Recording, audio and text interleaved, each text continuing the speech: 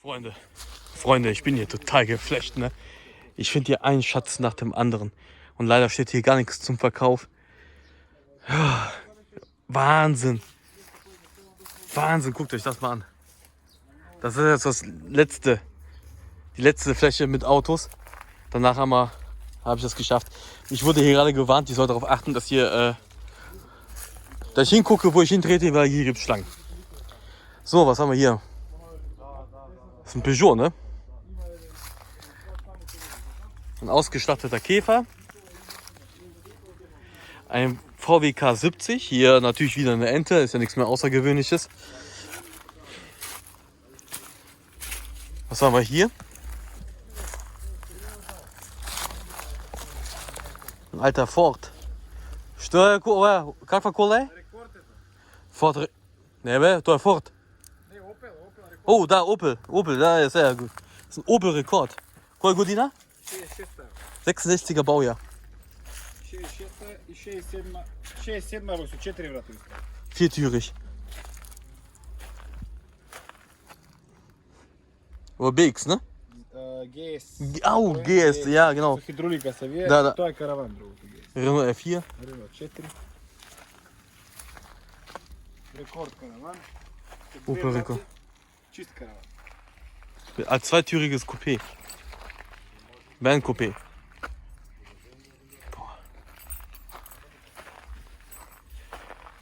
Zaster, Ficio.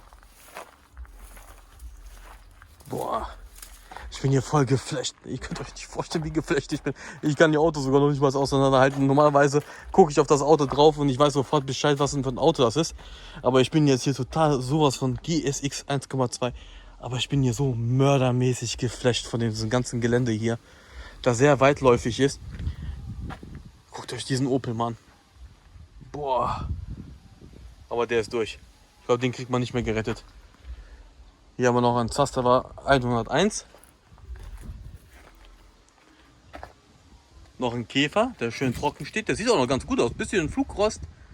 Aber ansonsten eigentlich noch ziemlich in gutem Zustand. Schönes idyllisches Örtchen hier. Hier gibt es auch ein Hotel. Also wenn ihr keinen Bock weiterfahren wollt, dann könnt ihr in dem Hotel hier absteigen. Ist nur ein paar Meter von hier entfernt, das Hotel. Ein NSU Prinz. Mit Skopje-Nummernschildern. Noch ein NSU. Ist der Wahnsinn, oder? Ist das nicht der Wahnsinn? Also Leute, wenn ihr meint, ihr kommt jetzt hier hin und wollt euch auch diese unfassbaren Schätze angucken. Allein die Patina der Autos sind, das ist einfach nur krass. Einfach nur krass. Das ist ein Bild, das kriege ich mit der Kamera hier gar nicht eingefangen. Es sieht einfach nur Hammer aus. Das heißt, ihr könnt hier gerne hinkommen. Müsst ihr halt nur einen Termin ausmachen. Die sind auch relativ spontan. Das sind wie gesagt 3 Brüder, mit denen macht ihr dann halt über Facebook einen Termin klar. Und dann könnt ihr mal kurz hier hinkommen und euch alles angucken. Und bitte, bitte, bitte ganz wichtig, eine Spende da lassen. Die leben von den Spendeneinnahmen. Das Geld wird alles gesammelt. Und dann wird halt das Museum erweitert. Also die tun das sich nicht in die eigene Tasche, sondern die restaurieren die Autos nach und nach. Die sollen dann auch alle ins Museum reinkommen. Und das wird wahrscheinlich auch ein Projekt, wo die Enkelkinder noch arbeiten werden. Also ihr würdet echt was Gutes tun, wenn ihr vorbeikommt und euch das alles anschaut und wie gesagt eine Spende da lassen. Ich werde es auch machen. Ich werde jetzt auch einen zweistelligen Betrag hier als Spende da lassen. Und ich muss sagen, dieser Ausflug hierhin hat sich absolut gelohnt. Ich bin komplett geflasht über die ganzen Exponate hier, über die ganzen Funde. Es sind Autos dabei gewesen, die ich wusste schon gar nicht mehr, dass sie überhaupt noch existieren. Die stehen immer noch hier und warten auf ihre Restauration. Es ist echt einfach nur spektakulär anzusehen und interessant hochziehen. Also wie gesagt, kommt hier hin, macht einen Kurzausflug und dann fährt ihr weiter nach Griechenland oder nach Ohrid oder nach Albanien oder nach Serbien weiter, Bulgarien, macht da noch Urlaub. Aber dieser Ausflug hierhin, der lohnt sich absolut. Ich bin hier, wie gesagt, total geflasht. Und ihr werdet es wahrscheinlich auch sein. Oh, einfach nur interessant. Also das heißt Oldtimer Negotino, ne? Kako? Facebook. Muzeum na Museum of Oldtimers. auf Oldtimer Negotino. Negotino. Ich werde den Link unten reinsetzen und dann könnt ihr darüber Kontakt aufnehmen und bitte und dann könnt ihr hinkommen, der kann auch Englisch, kein Problem. Ihr werdet schon klarkommen. Ich bin wie gesagt absolut geflasht, also einfach nur Hammer. Hammergeil. Diese Patina und so, alles ist einfach Wahnsinn. Interessant zu sehen. So, das war's von mir. Ich hoffe, es hat euch gefallen. Mir hat es super gut gefallen hier. Und tut mir leid, wenn ich nicht alles so korrekt kommentiert habe. Aber ich bin, wie gesagt, ich bin selber hier komplett durcheinander, durch den Wind. Ich bin voll geflasht. Und der Weg hierhin hat sich absolut gelohnt. Also ich habe nicht viel erwartet, aber das, was ich hier gesehen habe, das hat mich absolut geflasht. Кола? 54-та година, ама тая пожарен. Та доле втората ще я покажа. До той 5-2-то, а ова пожарен. Požar ist Goren. Да, изгорена. Ein 54er Opel, Купена не. aber leider in Flammen aufgegangen und deswegen auch hier zum Sterben zurücklassen. Schade. Guck mal, hat sogar noch die alten jugoslawischen Kennzeichen noch. Cool. Wahnsinn. Wie gesagt, kommt hier hin, schaut euch das an. Die Kleinstadt Negotino ist auch nett anzusehen. Hier kann man gut essen gehen. Hotel Limatuka, ne? Има хотели доста, да. Es gibt auch mehrere Hotels, also Това ни е планот, ни се нещо. Кога ќе направиме доле халата, кога ќе ги симниме сите коли доле, овој тука објект ќе остане, сакаме да го направиме апартмани. no, За туристите што одат, ќе може да одите в музеот да го видат и апартмани тука да си преспијат ако сакат. cool. Барем да извадиме некој денар за да има одржавка за музеи и за се. Ja. Also die wollen aus dem Haus, das ihr da unten seht, Apartments machen. Die werden dann an Touristen vermietet. Dann könnt ihr nämlich dann hier auch pennen und auch gleichzeitig die Autos angucken, Fotos machen. Und aus dem Restlichen wird ja dann noch ein Museum gebaut. Und so wollen die das sich alles finanzieren. Die wollen also keinen Kredit aufnehmen oder irgendwie sowas. Das wird alles Stück für Stück gemacht. Und das ist auf jeden Fall unterstützungswert. Und ich fühle mich echt geehrt und bin stolz, hier gewesen zu sein. Und auch froh, hier gewesen zu sein. Da. Und echt, kommt hier hin und schaut euch das selber an. Ciao, Freunde. So, Freunde. Tag 1 nach dem Besuch dieses Museums, das also noch ein Museum wird, habe ich mir ein bisschen Gedanken drüber gemacht und so alles. Und bin leider ein bisschen zu den Schluss gekommen. Ich glaube nicht so daran, dass dieses Museum irgendwann mal richtig gestaltet wird. Das, was vorhanden ist an Museum, diese 2 Räume, die ihr da gesehen habt, die werden wahrscheinlich funktionieren. Aber ich denke mal nicht, dass die Erben das Haus, das Museum so betreiben können, wie der Vater sich das vorgestellt hat. Also ich bezweifle das mal ganz stark. Es scheitert meistens daran, dass es einfach keine fähigen Lackierer, Karosseriebauer, Mechaniker gibt dort. Und das ist halt wahrscheinlich auch der Grund, warum das am Ende daran scheitern wird. Logisch.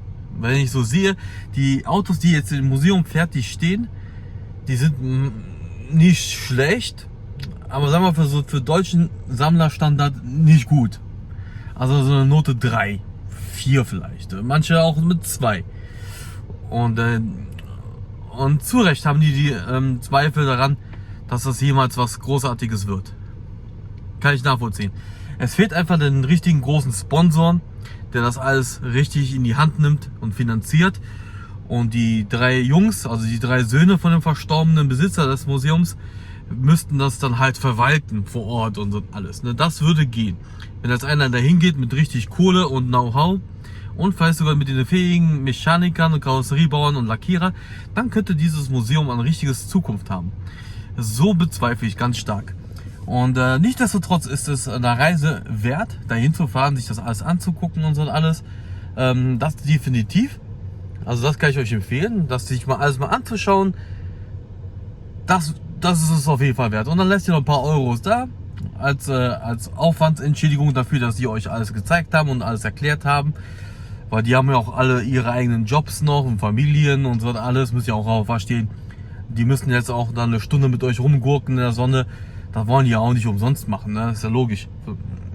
Und das muss ja alles auch versichert sein, falls das ist. Und dann restaurieren die ja trotzdem in kleinen Rahmen immer weiter. Und das muss ja alles bezahlt werden, ne? Deswegen lasst bitte eine kleine Spende da. Am Ende dieses Videos kriegt ihr dann auch die Adresse und so alles. Und dann könnt ihr halt kontaktieren und dann hinfahren, um das anzugucken. Gut, ne? Also es war auf jeden Fall ein geiles Abenteuer. Es hat Spaß gemacht.